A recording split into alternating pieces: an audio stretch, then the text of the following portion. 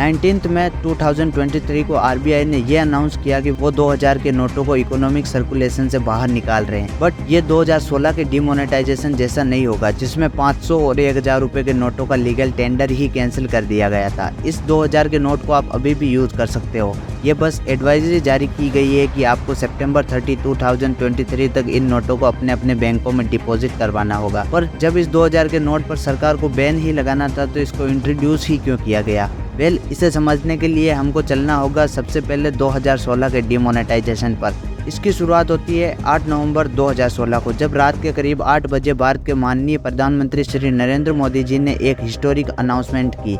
PM Narendra Modi address to the nation on demonetization of ₹500 and ₹1000 currency notes. अब इस announcement के साथ इंडियन गवर्नमेंट ने 500 और 1000 के नोट को बैन करते हुए 500 और 2000 के नए नोट को इंट्रोड्यूस किया था। सरकार के डाटा के हिसाब से साल 2016 में सर्कुलेट हो रहे कुल केस में से करीब 86% करेंसी 500 और 1000 के नोट में मौजूद थी, जिसमें से मैक्सिमम नोट या तो नकली थे या गवर्नमेंट रिकॉर्ड में कहीं दर्ज नहीं थे, जिसे आम भाषा में आप काला धन भी कह सकते हैं। अब गवर्नमेंट ने इसी काले धन और नकली नोट को एलिमिनेट करने के लिए भारत में नोटबंदी तो करी, ये सोचकर कि अगर वो लोग बड़े नोटों को बंद कर देंगे तो कालाबाजारी करने वालों के लिए काला धन छुपाना मुश्किल हो जाएगा। पर अजीब बात तो ये थी कि 500 और 1000 रुपये के बड़े नोट बंद करने के बाद सरकार ने उससे भी बड़ा 2000 का नोट लॉन्च कर दिया, जिससे उनकी खुद की ही बातें कॉन्ट्राडिक्ट हो रही थी। मतलब देखो, एक तरफ सरकार कह रही थी कि 1000 के नोट को बंद करके काला धन रखने में लोगों को समस्या होगी, पर वहीं इसे निपटने के लिए उन्होंने 2000 के नोट को ही इंट्रोड्यूस कर दिया, जिससे टेक्निकली ब्लैक मनी की स्टोरेज कैपेसिटी तो डबल हो गई, क्योंकि जिस बंदे को पहले 1 लाख रुपए छुपाने के लिए 1000 के 100 नोट लगते थे, अब उसे सिर्फ 2000 के 50 नोटों की जरूरत पड़ेगी। ये फैसला सबको इतना डम्ब लग रहा था कि बीजेपी के खुद के एमपी मिस्टर सुशील कुमार मोदी जी ने संसद भवन के अंदर 2000 के नोट के इंट्रोडक्शन को इलॉजिकल बोल दिया था। क्या ये सच में इलॉजिकल था? मिस्टर सुशील कुमार मोदी की तरह ही उस समय कुछ लोग जहां सरकार के इस फैसले को क्रिटिसाइज कर रहे थे, तो वहीं कुछ लोग सिर्फ नोट की डिजाइन पर ही ऑफेंड हुए जा रहे थे। जैसे तैसे मगजमारी करके आम आदमी ने लंबी लंबी लाइनों में लगते हुए अपने पुराने नोट को एक्सचेंज करवाए और ढेर सारी तकलीफें झेली। मगर 19 मई 2023 की शाम को आरबीआई ने एक और नोटिफिकेशन जारी किया और डिक्लेयर किया कि वे लोग अब 2000 के नोट को मार्केट सर्कुलेशन से विड्रॉ करना शुरू कर रहे हैं। अब ये खबर सुनते ही लोगों के बीच खलबली मच गई।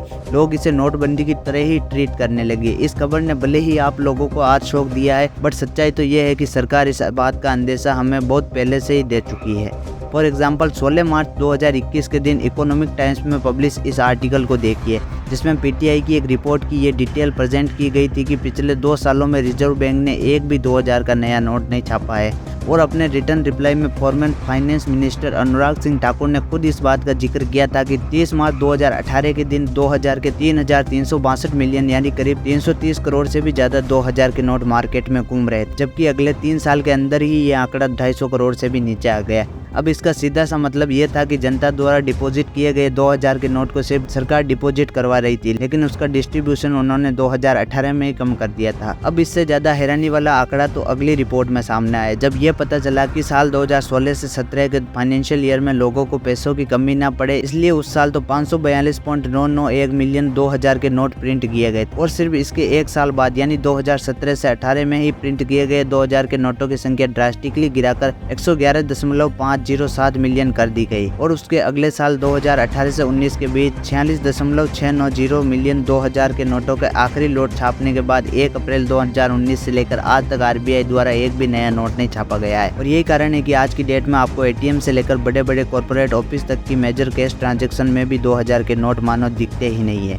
ये कोई इलॉजिकल डिसीजन नहीं था, बल्कि एक वेल प्लान इनिशिएटिव था।